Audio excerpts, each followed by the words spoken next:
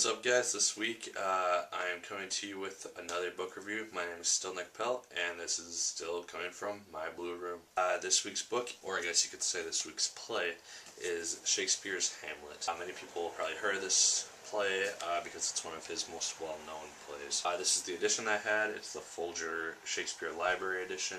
It is also in the Riverside Shakespeare that I read Othello out of.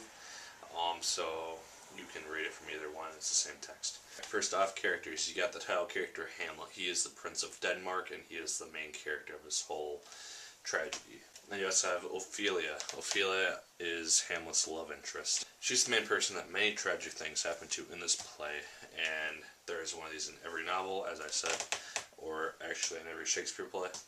You also have Claudius. Claudius is the main villain in this play.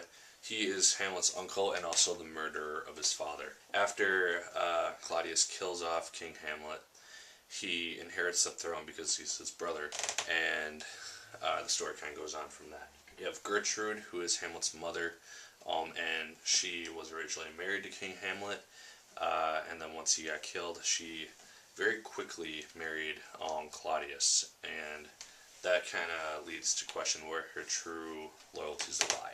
You have Polonius, who is Ophelia's father. He is very protective of his daughter, and he wants only the best for her, which is seen very clearly in this play.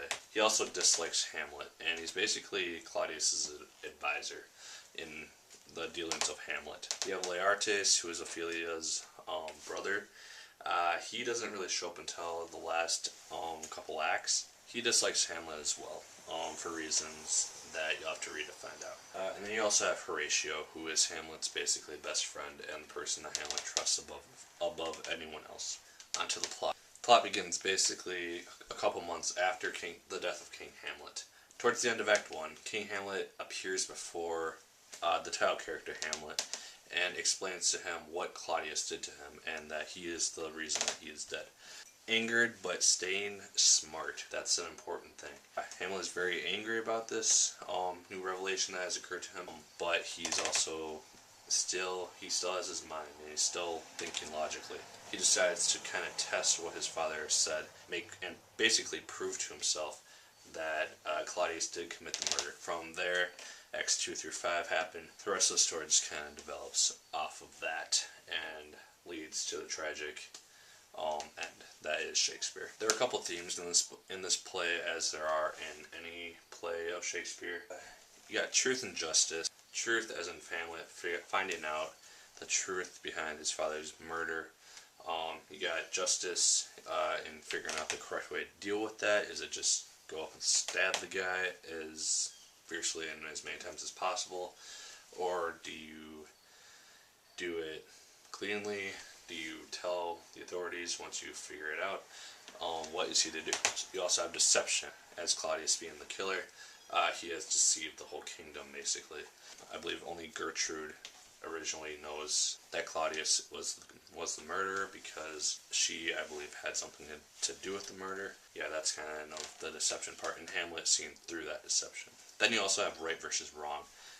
In terms of how Hamlet deals with many situations, how he treats Ophelia, how he deals with Claudius, and just how he acts as a person. Alright, enjoyment.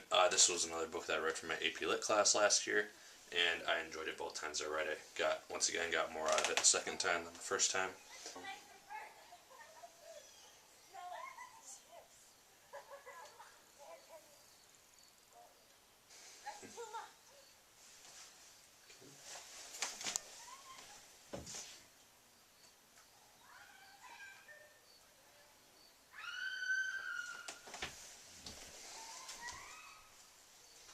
That was interesting. The characters are very enticing. The story is a gripping revenge play, and as I said, it basically leaves you with the classic Shakespeare tragic slaughterfest at the end of the book. And once again, as with Othello, I recommend watching the Kenneth Branagh version of this. It's what we did in class, and it helped just as much as watching any movie that coincides with the book does. Yeah, read that. Read it act by act, Act 1 book, Act 1 movie, so on. And yeah, basically I recommend this if you like Shakespeare's works, if you like tragedies, or if you just like reading classic literature that many people are going to recognize. So yeah, that's my review. This was just kind of a quick review. I'm going to be trying to get reviews out for you until about mid-October. That's how long these will go for. This will probably be the beginning of October, end of September when this comes out. And then I'll be hopefully done with The Idiot by then. And then close to finish with A Game of Thrones. And then plus books that I have to read in college. So those will be coming too, and I'll probably do those reviews from college. So yeah, like, favorite, comment, and subscribe. If you like this, leave me a video response. Tell me what I could do better, what I could improve on, yada yada. If you're watching all my reviews, you know this little talk that I give you guys every time. But yeah, once again, my name is Nick Pell, and as always, keep on reading.